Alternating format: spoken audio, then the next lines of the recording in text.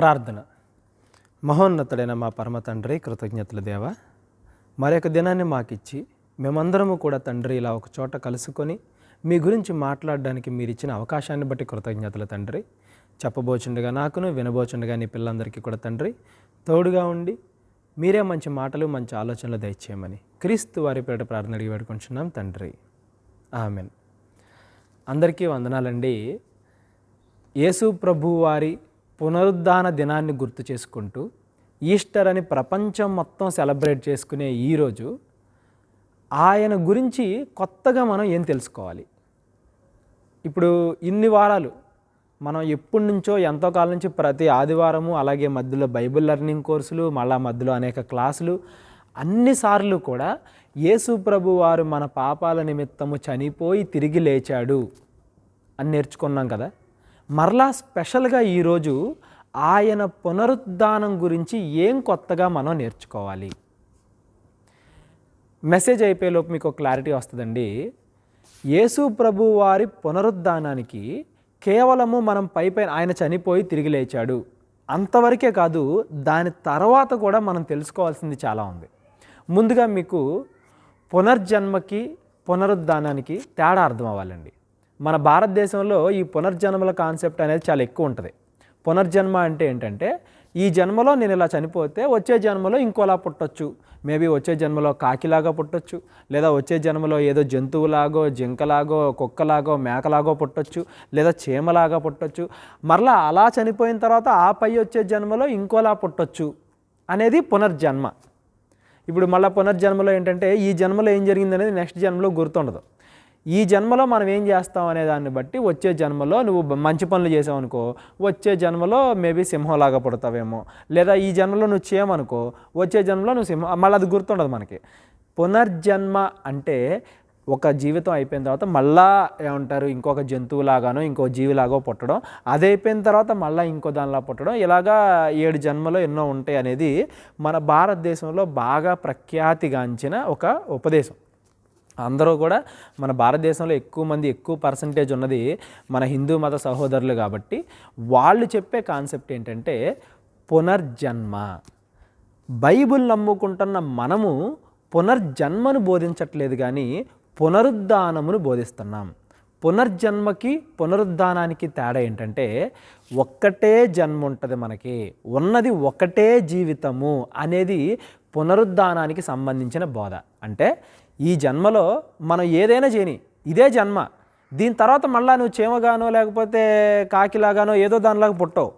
మనిషి జన్మ అన్నింటికన్నా కూడా దేవుడు అన్నింటికన్నా ఎత్తుగా హెచ్చించి నా కుమారులు వీళ్ళు అని మనుషుల్ని ప్రత్యేకపరుచుకున్నది మన బైబిల్ గ్రంథం దగ్గర మనం చూస్తాం.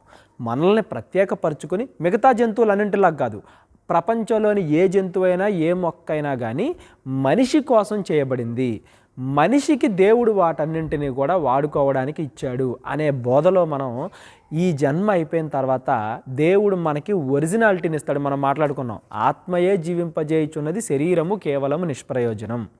ఈ ఆత్మ ఈ క్షయమైన శరీరాన్ని విడిచిపెట్టి అక్షయమైన దేవుని దగ్గరికి వెళ్తుంది అనేది పునరుద్ధానానికి సంబంధించిన మనము నమ్మే దేవుని వాక్యము. అంటే మనం దేవుని దగ్గరికి వెళ్ళిన తర్వాత ఈ జన్మలో మనం ఏమేం చేసామో అవన్నీ గుర్తుంటాయా? ఉంటాయి. ఇక్కడ మనం మంచిగా ఉన్నాం అనుకో, అక్కడ పరలోకానికి వెళ్తాం. ఇక్కడ మనం చెడు చేసామనుకోండి, నరకానికి వెళ్తాం. ఇది పునరుద్ధానము. అంటే చనిపోయిన తరువాత జీవితం ఉంటుంది, అదే శాశ్వతమైన జీవితం. మళ్ళా ఆ జీవితం అయిపోయిన తర్వాత ఇంకో జీవితం, ఆ జీవితం అయిపోయిన తర్వాత ఇంకో జీవితం, ఇలా బ్యాక్ అండ్ ఫోర్త్లు ఏం లేవు. ఇది మన జన్మ. ఈ జన్మలో మనం మంచి చేస్తే పరలోకం వెళ్తాం, చెడు చేస్తే నరకం వెళ్తాం. అటు పరలోకమైనా ఇటు నరకమైనా కానీ రెండూ కూడా శాశ్వతమైన లోకాలు. అక్కడ చనిపోతాం, అక్కడ మరలా చావు ఉండిద్ది, ఆ చావు అయిపోయిన తర్వాత మళ్ళీ ఇంకో లోకానికి వెళ్తాం. ఇది కాదు. ఇదేంటంటే పునర్జన్మ. ఎందుకు మనం పునర్జన్మను నమ్మట్లేదు, పునరుద్ధానాన్ని మాత్రమే నమ్ముతున్నాము? ఇది మనం తెలుసుకోవాలి ఈరోజు ముఖ్యంగా. ఎందుకంటే భారతదేశంలో చాలామంది పునర్జన్మే పునరుద్ధానం కన్నా గొప్పది అన్నట్టుగా బోధిస్తున్నారు. ఇవాళ మనం తెలుసుకుందాం, పునర్జన్మ కన్నా కూడా పునరుద్ధానాన్ని మనం ఎందుకు నమ్ముతాం. ముందు బైబిల్లో చెప్పాడు కాబట్టి నమ్ముతున్నాము, అది ఓకే. బైబిల్లో దేవుడు అలాగే ఎందుకు రాయించాడు? లాజికల్గా మనం ఆలోచించినా కానీ ఏంటి పునర్జన్మకి పునరుద్ధానానికి తేడా ఏంటి? తేడా ఏంటంటేనండి, పునర్జన్మ అంటే ఏంటంటే ఒక జీవితంలో మనం చేసిన తప్పులకి ఇంకొక జీవితంలో మనల్ని ఉదాహరణకి నేను పోయిన జన్మలో కూడా మనిషిలాగే పుట్టాను అనుకోండి. ఆ పోయిన జన్మలో నేను ఏదైనా తప్పు చేశాను అనుకోండి, ఈ జన్మలో నేను కుంటివాడిగానో గుడ్డివాడిగానో పుడతాను. ఇది మీరు ఆలోచించండి. ఏమంటారు, ఎవరో ఒక ఆయన చెప్తాడనమాట, చాలా కామెడీగా అనిపించింది నాకు కూడా. పోయిన జన్మలో నేనేదో చేస్తే తప్పు, ఏ తప్పు చేశానో కూడా నాకు గుర్తు లేనప్పుడు దానికి శిక్ష వేస్తే దాన్ని న్యాయము అని అంటారా మీరు చెప్పండి? ఇప్పుడు మీరు ఆలోచించండి. నేను ఏదో జన్మలో ఏదో తప్పు చేశాను అనుకుందాం, నేను ఏం తప్పు చేశానో కూడా నాకు గుర్తులేదు. అలాంటప్పుడు దానికి శిక్ష అనేది ఎందుకు? ఎవరికైనా కానీ శిక్ష అనేది ఎందుకు వేస్తారు? జైల్లో వేయడమో అదనో ఇదనో ఎందుకు వేస్తారు? చేసిన తప్పును రియలైజ్ అయ్యి ఇంకోసారి ఆ తప్పు చేయకుండా ఉంటాము అన్న ఉద్దేశం కోసం. అసలు ఏ తప్పు చేశామో కూడా తెలియనప్పుడు శిక్ష వెయ్యడం వెనకాల ఉపయోగం ఏంటి? ఇది మీరు ఆలోచించాలి. లాజికల్గా మనం ఆలోచించినా కానీ ఏ తప్పు చేశానో గుర్తులేదు అన్నప్పుడు శిక్ష అనేది అనవసరం. దేవుడు వేస్తున్నాడు. ఎలా అంటే, ఇదిగో మనకు దేవుడు ఏం చెప్తాడండి, నువ్వు నీ జీవితంలో ఏదైనా చెయ్యి, వాటన్నింటినీ ఒకరోజు నీ ముందు పెట్టి నిన్ను తీర్పు తీరుస్తాను అంటాడండి దేవుడు. మనం ఏం చేసినా సరే ఒకానొక రోజున క్రీస్తు దినమందు అందరము కూడా మనం చేసిన పనులకు లెక్క చెప్పాలి. అక్కడ గనక మనం మంచివారిగా, పాపాలు మానేసిన వారిగా, తప్పులు ఒప్పుకున్న వారిగా, ఇంకొకసారి పాపము చేయకుండా జీవితాన్ని కొనసాగించిన వారిగా గనక మనం కనబడితే దేవుడు మనల్ని పరలోకానికి తీసుకెళ్తాడు. యేసుప్రభువు వారు భూమి మీదకి ఎందుకండి వచ్చింది? మనం తప్పు చేయకుండా ఎలా ఉండాలో మనకి నేర్పించడానికి. ఒకసారి నువ్వు తప్పు చేసావు అనుకో, శిక్షించాలనేది ఆయన ఉద్దేశం కాదు. అందుకే భూమి మీద ఎన్ని తప్పులు చేసినా మనుషుల్ని వెంటనే దేవుడు ఎందుకు చంపేయట్లేదంటే, అవకాశం ఇస్తున్నాడు, నేర్చుకో, ఇంకోసారి ఆ తప్పు చేయకు. ఒకవేళ ఏదైనా తప్పు చేసావు, ఆ తప్పు మరలా ఇంకోసారి ఎలా చేయకుండా ఉండాలో నేర్చుకో. నీతిమంతుడు 7 సార్లు పడినను మరలా తిరిగి లేస్తాడు. ఫైనల్గా మన జీవితం 60 సంవత్సరాలు 100 సంవత్సరాలు దేనికి? మన జీవితంలో ఆ 10% 20% చెడు ఉంటే దాన్ని పోగొట్టుకుని 100% మనం మంచి వాళ్ళలాగా మారడానికి. ప్రతి మనిషిలో ఏదో ఒక చెడు ఉంటుంది. ఆ చెడును బట్టి దేవుడు మనల్ని త్రోసివేయట్లేదు. ఆ చెడును బట్టి దేవుడు మనల్ని నువ్వు చెడ్డవాడివి అని తీర్పు తీర్చట్లేదు. ఆ చెడ్డతనాన్ని మానేసుకోవడానికి ఈ జీవితము అనే ఒక అవకాశాన్ని ఇస్తున్నాడు. ఈ జీవితంలో కనుక దేవుడు మనకిచ్చిన లైఫ్ టైంలో మనం ఆ చెడ్డతనాన్ని మానేసుకున్నాం అనుకోండి, మంచివారిగా దేవుడు మనల్ని పరలోకానికి తీసుకెళ్తాడు. ఒకవేళ మానకుండా అలాగే ఉంటున్నాం అనుకోండి, ఇదిగో నేను నీకు మారడానికి అవకాశం కూడా ఇచ్చాను, అయినా కానీ నువ్వు చెడ్డగానే బ్రతుకుతున్నావు కాబట్టి, నేను వద్దన్నా కానీ నువ్వే నరకానికి వెళ్ళడానికి ఆసక్తి చూపిస్తున్నావు కాబట్టి నీకు ఆ ప్లేసే కరెక్ట్ నాయనా అని నరకానికి. అదండి దేవుడి న్యాయం. అదండి బైబిల్ మనకి నేర్పించిన న్యాయం. అంటే దేవుడు జీవితం ఇచ్చింది మన తప్పులు మనం మానేసుకుని మంచిగా మారడానికి, కానీ ఆల్రెడీ ఇంకో జన్మలో తప్పులు చేస్తే దానికి శిక్షలాగా అయితే కాదు. ఇప్పుడు మీరు ఆలోచించండి, ఎంత తప్పులు చేసినా, ఎంత మంచి పని చేసినా కానీ నెక్స్ట్ ఏదో ఒక జన్మ ఉంటుంది అన్నప్పుడు ఈ జీవితంలో మంచిగా ఉండాల్సిన అవసరం ఏముంది? దేవుడు చెప్పాడు, ఒకే ఒక శాశ్వతమైన జీవితం ఉంది. ఆ శాశ్వతమైన జీవితములో మీరు మంచిగా బ్రతకాలి కాబట్టి ఒక నటనాలోకాన్ని దేవుడు సృష్టించాడు. కొరింథీయులకు రాసిన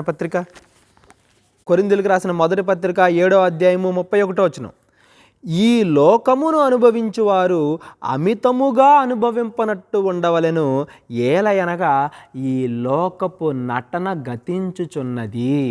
ఈ లోకం మొత్తాన్ని దేవుడు ఏమన్నాడండి? నటన అంటే ఏంటి? మనం ఎప్పుడు చెప్తాం, ప్రేమవేడి మూవీలో కూడా చెప్పాం, ఒక ఎగ్జామినేషన్ హాల్.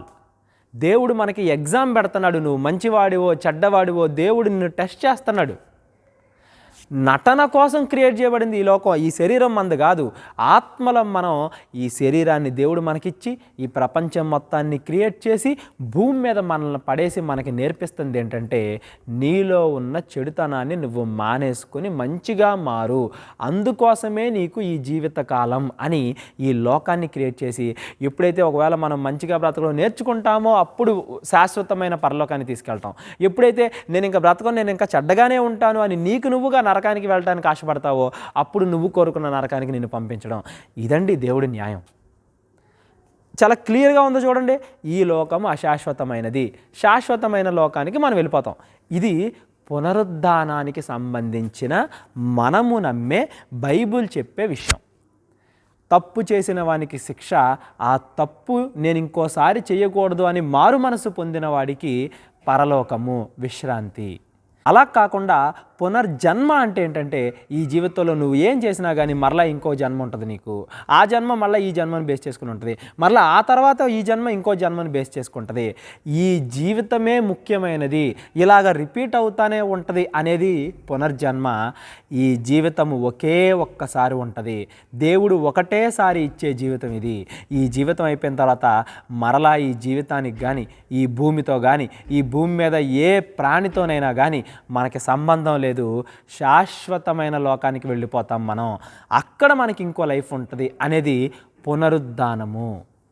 ఈ రెండు కాకుండా అసలు చచ్చిపోతే ఇంకో బ్రతికే లేదు, ఈ లోకంలో నువ్వు తప్పులు చేసినా, చెడు చేసినా, ఏం చేసినా కానీ ఈ లోకంతో ఎండు, చచ్చిపోయిన తర్వాత ఏం ఉండదు కాబట్టి ఈ లోకంలో మన ఇష్టం వచ్చినట్టు మనం బ్రతకొచ్చు అని చెప్పే బోధ ఇంకోటి ఉందండి.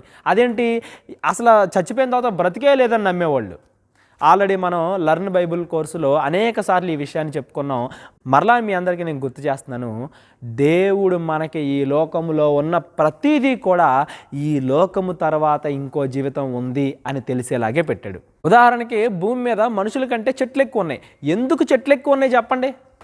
ఇన్ని చెట్లు ఈ భూమి మీద దేవుడు ఎందుకు పెట్టాడయ్యా అంటే, విత్తనము చచ్చితేనే కానీ అది మొక్కగా మారదు కదా అన్న విషయం మనకి తెలియజేయడానికి, చనిపోయిన తర్వాత ఇంకో జీవితం ఉంది అని మనకి తెలియజేయడానికి.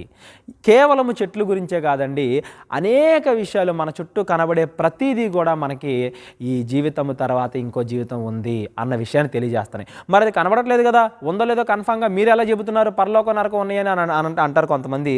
వారి కోసమే సెపరేట్గా పరలోక నరకం నిజంగా ఉన్నాయా అని ఒక వీడియో చేసి పెట్టారు లర్న్ బైబుల్ కోర్సులో. ఒకవేళ ఎవరికైనా డౌట్ వచ్చి మిమ్మల్ని అడిగితే మీరు వాళ్ళకి ఆ వీడియో ఇచ్చేసి ఆ వీడియో చూడమని చెప్పండి. తల్లి గర్భంలో మనం ఉన్నప్పుడు లోపల మనకేమన్నా తెలిసిద్దా బయట ఒక లోకం ఉంది అన్న విషయం? బయటకు వచ్చాక తెలుస్తుంది. కానీ సిగ్నల్స్ వస్తాయి, ఓకే బయట ఒక లోకం ఉంది అన్న విషయం. అలాగే ఈ లోకములో ఉన్నప్పుడు బయట లోకం మనకి కనబడనంత మాత్రాన లేదు అని కాదు. ఒక తల్లి గర్భంలో మనం ఎలా అయితే ఉంటామో, ఒక విత్తనం రూపంలో ఎలా అయితే ఉన్నామో, అలాగే ఈ జీవితంలో ఉన్నాం. శాశ్వతమైన లోకము ఇంకోటి ఉంది. ఆ లోకానికి మనం ఎలా వెళ్ళాలి అని చూపించిన మొట్టమొదటి వ్యక్తి ఎవరంటే యేసు ప్రభువారు.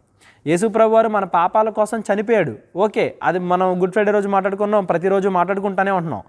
ఆయన తిరిగి లేవడం వెనకాల ఉద్దేశం ఏంటంటే, ఇదిగో మీ పాపాల కోసం నేను చనిపోయాను, ఒకవేళ మీ పాపాల నిమిత్తము గనక మీరు పశ్చాత్తాప పడితే నాతో పాటుగా నేను ఎలా అయితే మరలా చావును జయించి తిరిగి లేచానో మిమ్మల్ని కూడా చావు నుండి లేపుతాను అన్నాడండి దేవుడు. అదండి బైబిల్లో మనం నేర్చుకోవాల్సిన. మనం పాపాలు చేయకూడదు, మంచిగా బ్రతకాలి. ఆ తరువాత ఏం జరిగిద్ది అనేది యేసు ప్రభు వారి పునరుద్ధానం మనకి బోధిస్తుంది. చనిపోయిన వారు ఎలా తిరిగి లెగస్తారు? ఆల్రెడీ మనం మహిమా శరీరం అనే ఒక కాన్సెప్ట్లో మాట్లాడుకున్నామండి. లర్న్ బైబిల్లో మహిమా శరీరం, చనిపోయిన వాళ్ళు ఎలా తిరిగి లేస్తారు, దేవుడు మనకి ఈ క్షయమైన ఈ శరీరాన్ని తీసేసి అక్షయమైన శరీరాన్ని ఎలా ఇస్తాడు, చచ్చిపోయిన వాళ్ళు సమాధుల్లో పాతి పెట్టబడే వాళ్ళు కొంతమంది ఉన్నారు, ఏమంటారు నిప్పుతో కాల్చేయబడే వాళ్ళు కొంతమంది ఉన్నారు, సముద్రాల్లో కలిసిపోయే వాళ్ళు కొంతమంది ఉన్నారు, ఇలా అనేక రకాలుగా ఉన్నారు. వీళ్ళందరికీ కూడా వాళ్ళ వాళ్ళ శరీరాలు ఎలా తిరిగి వస్తాయి, మహిమా శరీరాలు ఎలా వస్తాయి, చనిపోయిన వాళ్ళు మరలా ఎలా తిరిగి లెగస్తారు అనేది ఆల్రెడీ మనం ఒక వీడియోలో మాట్లాడుకున్నాం. ఒకవేళ ఎవరికైనా డౌట్ ఉన్నట్లయితే ఆ వీడియో చూపించండి. ఒకవేళ మీకు కూడా మరలా వినాలనిపిస్తే ఈ మెసేజ్ అయిపోయిన తర్వాత ఆ మెసేజ్ కూడా మీరు వినండి. యేసు ప్రభు వారు చనిపోయి తిరిగి లేచిన వారిలో మొదటి వ్యక్తి. ఆయన లేచి ఇదిగో నేను లేచాను కాబట్టి మీకు ఇప్పుడు మన విశ్వాసం బలపడాలండి. ఎందుకంటే ఒక్కళ్ళు కూడా చనిపోయి తిరిగి లేగలేదనుకోండి, మనకు డౌట్ వచ్చేస్తుంది, అరే చనిపోయిన తర్వాత ఇంకో లైఫ్ ఉందా లేదా అని. అలా డౌట్ రాకుండా యేసు ప్రభు వారు చనిపోయి తిరిగి లేచి ఇదే విధముగా మీరు కూడా లెగుస్తారు అని మనకి ఎగ్జాంపుల్ చూపించాడండి. కేవలం ఆయన చూపించడం మాత్రమే కాదండి, ప్రపంచం మొత్తం ఎప్పటికీ ఆ నిజాన్ని మర్చిపోలేకుండా సువర్ణాక్షరాలతో చరిత్ర మీద దాన్ని రాశాడండి యేసుప్రభు వారు. దేవుడు అంటాడు, ఏ ప్రాణి అయినా వాడు యేసుప్రభు నమ్మేవాడవని నమ్మనోడవని ఎవడైనా కానీ ప్రతి ఒక్కడు కూడా యేసు ప్రభు ఒక ఆయన ఉన్నాడు, ఆయన చనిపోయి తిరిగి లేచాడు అనే విషయం తెలుసుకునేలాగే ఈ భూమి మీద ఆయన ప్రొసీజర్ పెట్టాడు. యేసు ప్రభు వారు చనిపోయి తిరిగి లేచిన తర్వాత 40 రోజులు భూమి మీద సంచరిస్తారండి ఆయన. అపోస్తుల కార్యాలు అపోస్తుల కార్యాలు 1:3 ఆయన శ్రమపడిన తరువాత 40 దినములు వారికి అగబడుచు దేవుని రాజ్య విషయములను గూర్చి బోధించుచు అనేక ప్రమాణములను చూపి, ప్రమాణములు అంటే కింద ఉంది చూడండి, రుజువులను చూపి వారికి తన్ను తాను సజీవునిగా కనపరుచుకొనెను. చనిపోయిన దేవుణ్ణి మనం ఆరాధించట్లేదు. చనిపోయి తిరిగి లేచిన, చావుని జయించిన సజీవుడైన దేవుణ్ణి మనం ఆరాధిస్తున్నాం. సజీవుడు అంటే ఏంటి? బ్రతికే ఉన్నవాడు, ఎప్పటికీ చావు లేని దేవుణ్ణి మనం ఆరాధిస్తున్నాం. అదే ఘనతని, చావు లేకుండా ఉండే జీవితాన్ని ఆయన మనకు కూడా ఇస్తా అంటున్నాడు. ఆయన చనిపోయి తిరిగి లేచిన తర్వాత ఎన్ని రోజులు ఉన్నాడంటండి? సుమారుగా 40 రోజులు. 40 రోజులు ఆయన అంతకుముందు ఎవరికైతే వాక్యం చెప్పాడో ఆ శిష్యులందరితో పాటు కలిసి తిరుగుతూ, ఇదిగో ఈరోజు ఇలా, ఇదిగో ఇలా కానీ ప్రతీది పరలోక సంబంధమైన విషయాలకి రుజువులు చూపిస్తూ తన శరీరాన్ని, మనము కేవలము తోమా గారి దగ్గర మాత్రమే చూసామండి. తోమా గారు యేసుప్రభు వారు నిజమేనా, ఈయన నిజమేనా, నేను ఇన్ని 3 సంవత్సరాలు ట్రావెల్ చేసిన యేసుప్రభు వారు ఈయనేనా అని ఆయన టెస్ట్ చేయడం మనం చూసాం. అది కేవలము తోమా గారు మాత్రంతో ఆగిపోలేదు. ఆ తరువాత 40 రోజులు కూడా ప్రతి దినము కూడా ఆయన ఏం చేస్తూ వచ్చాడంట? నేను చనిపోయి తిరిగి లేచాను అని వాళ్ళకి ప్రూవ్ చేసుకుంటూ ఉన్నాడంట. కేవలం శిష్యులకి మాత్రమే కాదు, ఆ టైంలో ఉన్న అనేక మందికి, ఎవరెవరికైతే ఆయన వాక్యం చెప్పాడో అనేక మందికి అంత బలంగా ఆయన నిరూపించుకున్నాడు. కాబట్టే ఇవాళ ప్రపంచములో అది చెరిగిపోని ఒక సత్యంగా నిలిచిపోయింది. ఎవరైనా, ఏ క్రిస్మస్కైనా ఆ రాజకీయ నాయకుడు, హిందూ అని ముస్లిం అని ఎవరైనా కానీ యేసు ప్రభు వారు చనిపోయి తిరిగి లేచారు అని ఒప్పుకుంటున్నారు. ఆయన లైఫ్లో ఏ మచ్చ లేదు, పాపము లేదు అని ఒప్పుకుంటున్నారు అంటే దానికి కారణం ఆయన అందరికీ కూడా చనిపోయి తిరిగి లేచాడు అని సాక్ష్యాలతో నిరూపించుకున్నాడు. కొంతమంది అంటారండి, ఆయన చనిపోయి 40 రోజులు మాత్రమే భూమి మీద నివసించాడు, ఆ 40 రోజులు మాత్రమే అందరికీ నిరూపించుకున్నాడు చనిపోయి తిరిగి లేచానని. అదెందుకు 40 రోజులు కాకుండా 40 సంవత్సరాలు, 400 సంవత్సరాలు, 4000 సంవత్సరాలు ఇప్పటికీ కూడా ఆయన భూమి మీదే చనిపోయి తిరిగి లేచి ఇలా తిరుగుతూ ఉంటే మనందరము కూడా ఆయన నమ్ముతాం కదా అనేవాళ్ళు కొంతమంది ఉన్నారండి. ఏమండి, ఆయన చనిపోయి తిరిగి లేచిన తర్వాత 40 రోజులు వాళ్ళకి సాక్ష్యాలతో నిరూపించుకున్నది ఆయన లేచాడు అని ప్రూవ్ చేయడానికి. మనం ఈరోజు లేచాడు అనే విషయం మనకు తెలిసిందా తెలియలేదా? వాళ్ళకి తెలియదు. కాబట్టి ఇప్పుడు ఫర్ ఎగ్జాంపుల్కి ఏమంటారు, వాళ్ళు సమాధి దగ్గరికి వెళ్తుంటే సమాధి దగ్గర ఉన్న దేవదూతలు అంటారండి, ఏమంటున్నారు చూడండి, మత్తయి సువార్త 28వ అధ్యాయం, మత్తయి సువార్త 28వ అధ్యాయము 6వ వచనం. ఆ దూతలు అంటున్నారంట, ఏమని చూడండి, ఆయన ఇక్కడ లేడు, తాను చెప్పినట్టే లేచి ఉన్నాడు, రండి ప్రభువు పండుకొనిన స్థలము చూచి త్వరగా వెళ్ళి ఆయన మృతుల్లో నుండి లేచి ఉన్నాడని ఆయన శిష్యులకు తెలియజేయుడి.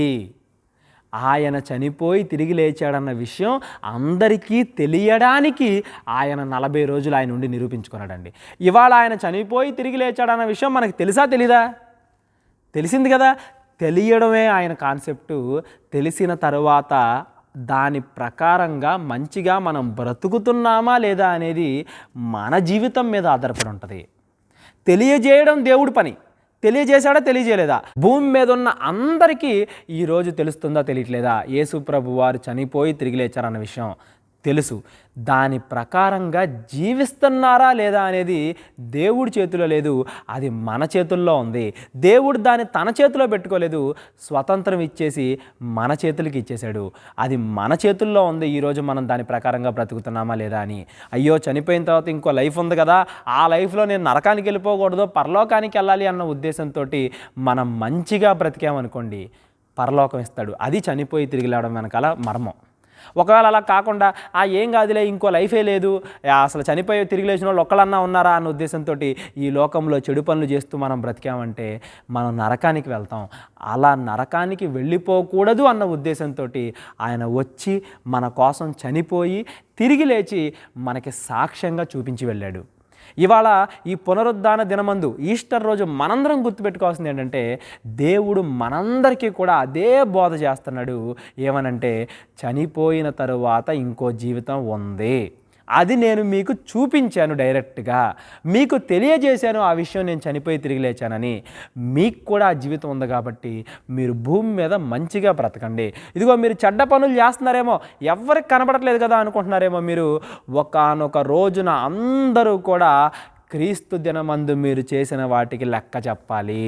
కొరింథీయులకు రాసిన 2వ పత్రిక 5వ అధ్యాయము 10వ వచనం.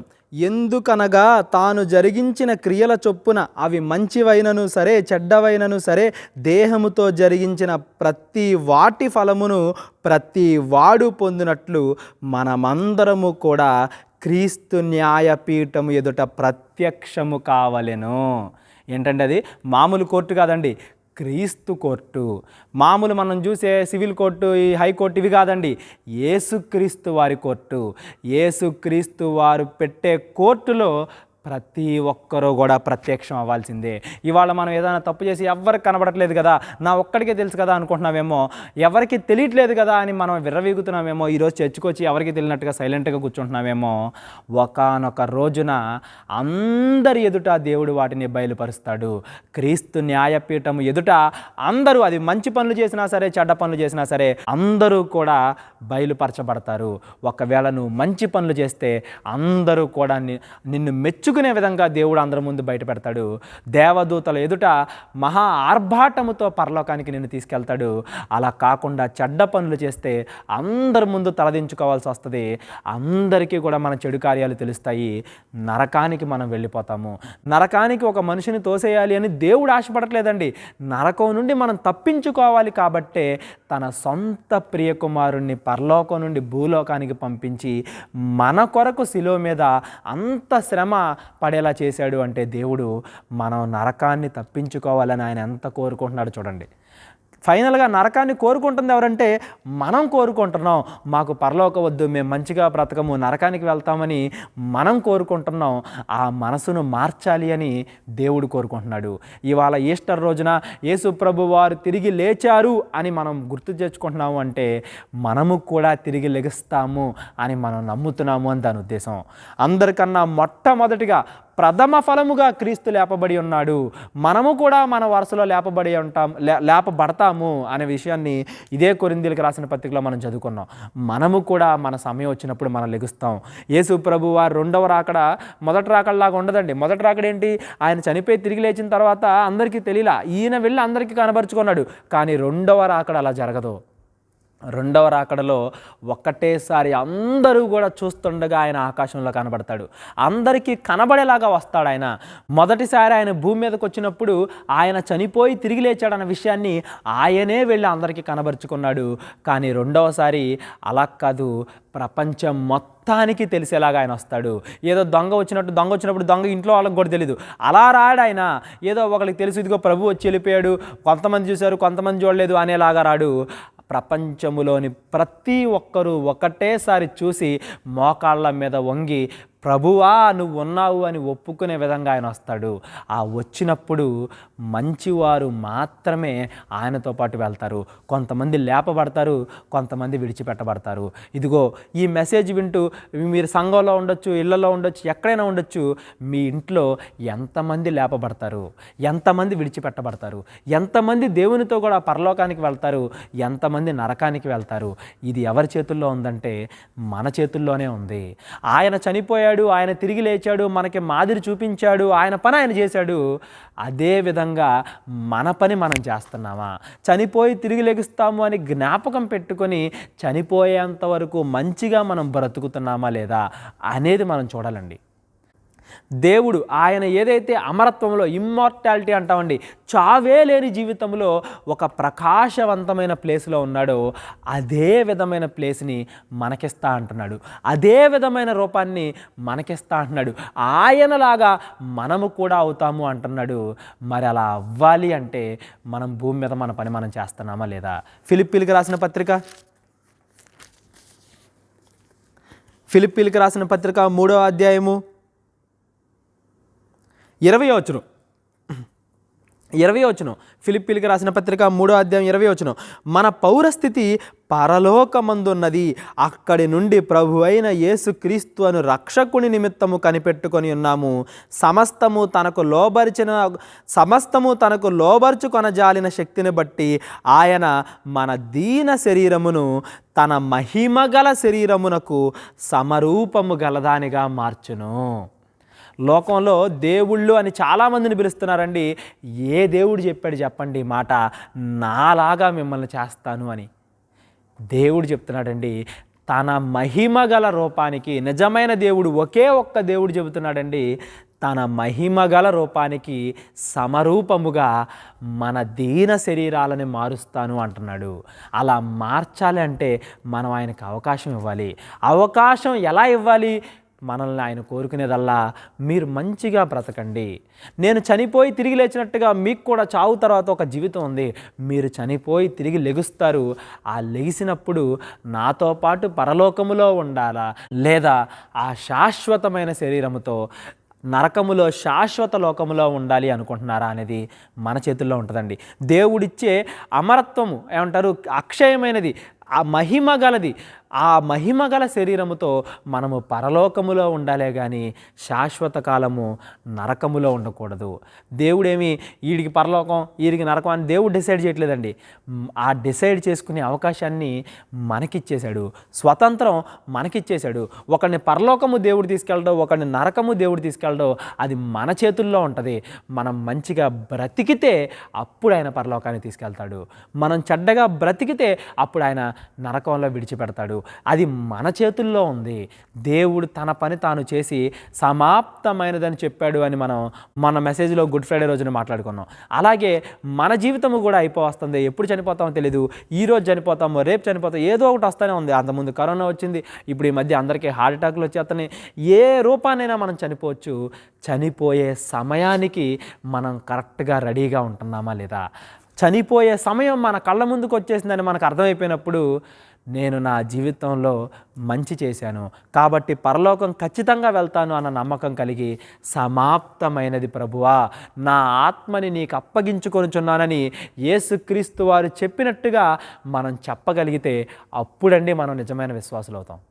ఈస్టర్ జరుపుకునేది, గుడ్ ఫ్రైడే జరుపుకునేది, క్రిస్మస్ జరుపుకునేది విశ్వాసులమని పేరు పెట్టుకుని జరుపుకుంటున్న మనందరం కూడా గుర్తుపెట్టుకోవాల్సింది ఏంటంటే, ఇదిగో సమాప్తమైనది, నా ఆత్మను నీకు అప్పగించుకొనుచున్నాను అని చెప్పగలిగే ధైర్యం మనకి ఉన్నప్పుడే మనం నిజమైన విశ్వాసులు అవుతాం.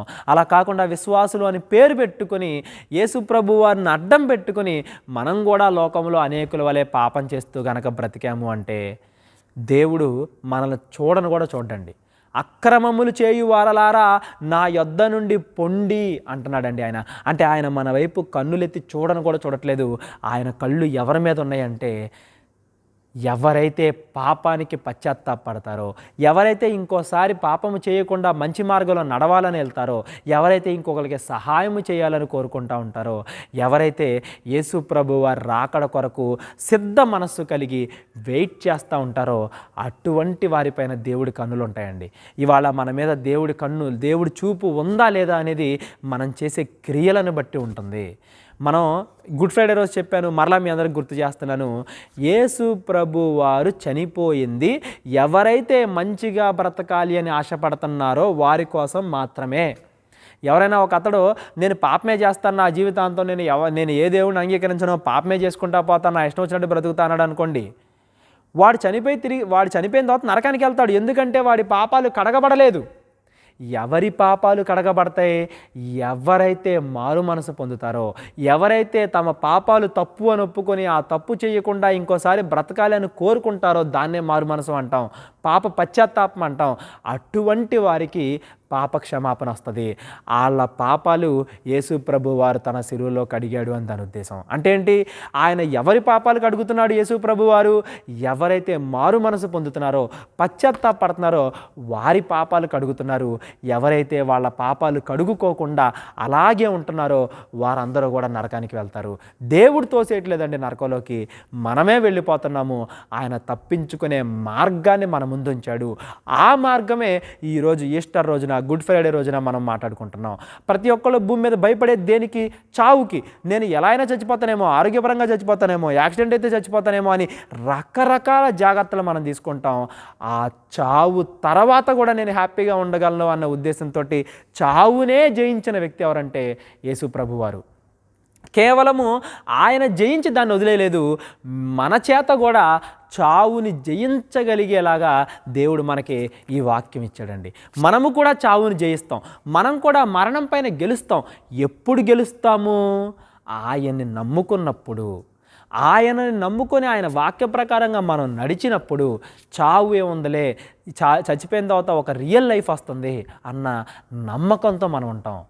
ఇప్పుడు చూడండి, స్కూల్ అయిపోయిన తర్వాత ఎవరైనా ఏమనుకుంటారా, కాలేజీకి వెళ్తున్నాం అని ఆశపడతారు.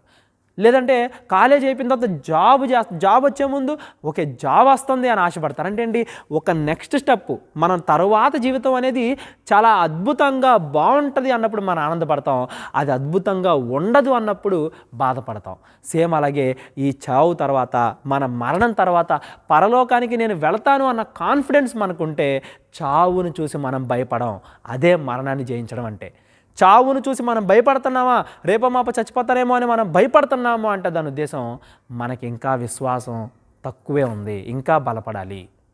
చావుని చూసి మనం భయపడుతున్నామంటే దాని ఉద్దేశం మనం ఇంకా చావుని జయించలేదు. చావుని జయించిన యేసు ప్రభువారు నాలాగా మిమ్మల్ని కూడా నేను జయించేలా చేస్తాను, నన్ను నమ్ముకోండి, మంచిగా బ్రతకండి అని చెప్తున్నాడండి. ఆ చావుని జయించగలిగే విశ్వాసం మనకి ఎప్పుడు వచ్చిందంటే మనం వాక్య ప్రకారంగా నడుచుకుంటున్నప్పుడు, ఏ పాపము చేయకుండా ధైర్యంగా దేవుడి ఎదుట నిలబడినప్పుడు. పోలీసులు వచ్చినప్పుడు దొంగ ఏం చేస్తాడంటే భయపడతా ఉంటాడు, ఏమైద్దో అని. దేవుడు వచ్చినప్పుడు మనం భయపడుతున్నాము అంటే మనం ఇంకా పాపులుగానే ఉన్నట్టు. దేవుడు వచ్చినప్పుడు ధైర్యముగా నేను పరలోకానికి వెళ్తాను అన్న ఆసక్తితో మనం ఉన్నాము అంటే మనం రెడీగా, విశ్వాసులు ఎలా అయితే ఏమంటారు నూనె పెట్టుకొని బుద్ధిగల కన్యకలు ఉన్నారో అలాగా రెడీగా దేవుడి కోసం మనం వెయిట్ చేస్తున్నట్లు మనం రెడీగా ఉండాలని దేవుడు కోరుకుంటున్నాడు. గుడ్ ఫ్రైడే, ఈస్టర్ రోజు మాత్రమే కాదండి, ప్రతిరోజు మనం ఈ విషయాన్ని గుర్తుపెట్టుకోవాలి. ప్రతిరోజు కూడా కేవలము ఈరోజు ఆదివారం అనో, గుడ్ ఫ్రైడే అనో, ఈస్టర్ అనో, క్రిస్మస్ అనో కాదు, ప్రతిరోజు యేసు ప్రభువారు మన పాపాల కోసం చనిపోయారు. ఆ చనిపోయిన ఆయన తిరిగి లేచి సజీవుడిగా మనల్ని కూడా ఆయనతో పాటు లేపుతా అన్నాడు. ఆయనతో పాటు మనం కూడా లెగాలి అన్న విశ్వాసాన్ని ఎప్పుడైతే మనం కలిగి ఉంటామో, ఆ విషయాన్ని ప్రతిరోజు మనం ఎప్పుడైతే గుర్తు చేసుకుంటూ ఉంటామో అప్పుడు మనం నిజమైన క్రైస్తవులం అవుతాం. అప్పుడు మనం నిజమైన పునరుజ్జీవం కాదండి, పునరుద్ధానంలోకి మనం అడుగు పెడతాం. పునరుద్ధానము అంటే శాశ్వతమైన లోకానికి వెళ్ళటం. పునర్జన్మ కాదు, పునర్జన్మ అంటే మరలా అశాశ్వతమైన లోకంలోనే, మరలా చావు ఉండే లోకంలోనే మనం జన్మించడం. పునరుద్ధానము అంటే చావు లేని శాశ్వతమైన లోకానికి మనం వెళ్తాం. పునర్జన్మకి పునరుద్ధానానికి తేడా అదే. యేసు ప్రభువారు తన జీవితంలో మనకి చూపించిన రుజువు అదే. పునరుద్ధానము అంటే శాశ్వతమైన లోకానికి మనం వెళ్ళిపోవడం.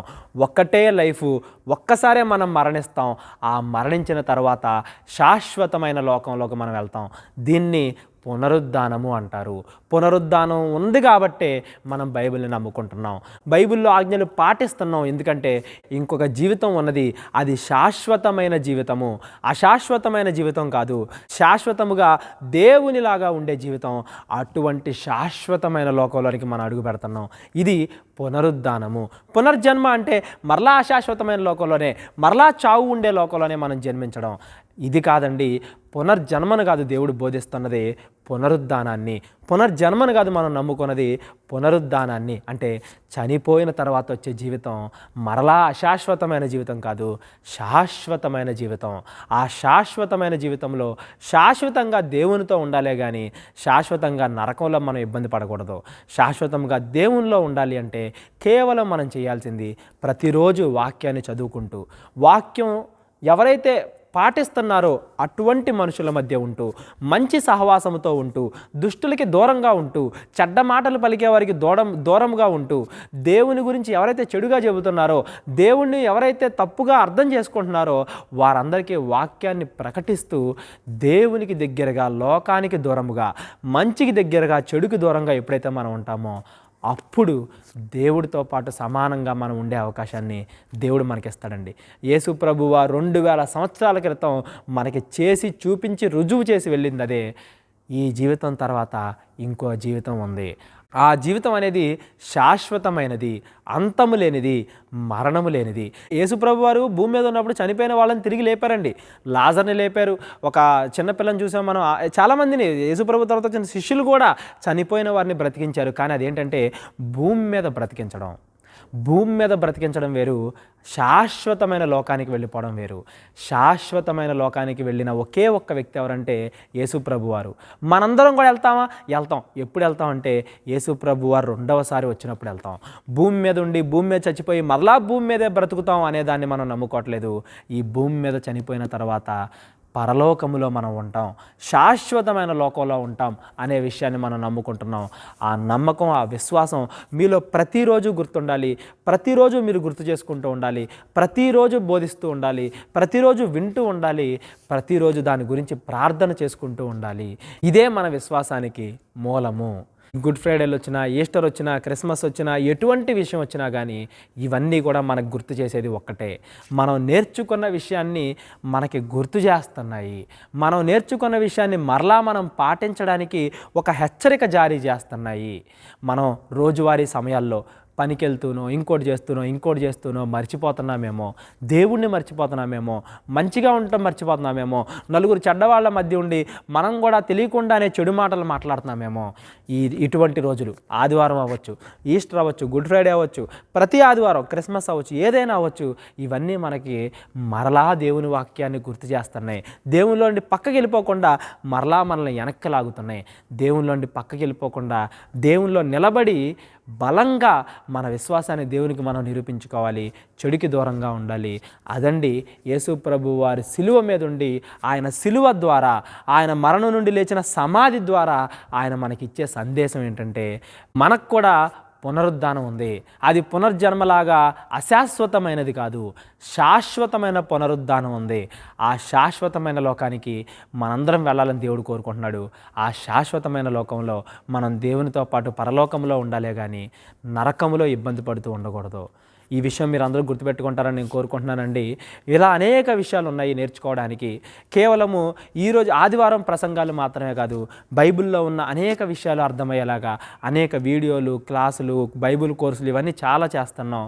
మీరు ఆల్రెడీ ఫాలో అవుతున్నట్లయితే మంచిది. ఒకవేళ ఫాలో అవ్వకపోతే ఫాలో అవ్వండి. డిస్క్రిప్షన్లో లింక్స్ ఉంటాయి, అక్కడ మీ డీటెయిల్స్ ఫిల్ చేయండి. బైబిల్ నేర్చుకోండి. మీకు తెలిసిన వారందరికీ కూడా బైబిల్ నేర్చుకోమని చెప్పండి.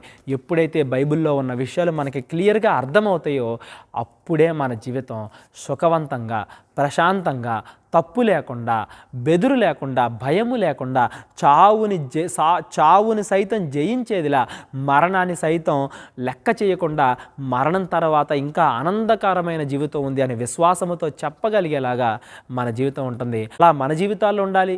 మీ ద్వారా వేరే వారి జీవితాలు కూడా అలా తయారవ్వాలి. అగ్నిలో నుండి లాగినట్లు అనేక మందిని లాగి దేవుని దగ్గరికి చేర్చాలని నేను కోరుకుంటున్నానండి. ప్రార్థన చేసుకుందాం. కళ్ళు మూసుకున్నట్లయితే ప్రార్థన. మహోన్నతుడైన మా పరమ తండ్రి, కృతజ్ఞతలు దేవా, అనేక విషయాలు మాకు నేర్పించారు తండ్రి. నేర్చుకోవడం ముఖ్యం కాదు, నేర్చుకున్న విషయాల ప్రకారంగా బ్రతకడం ముఖ్యము. అలా బ్రతకాలని మాకు ప్రతి క్షణము కూడా గుర్తు చేస్తున్న విధానాన్ని బట్టి కృతజ్ఞతలు తండ్రి.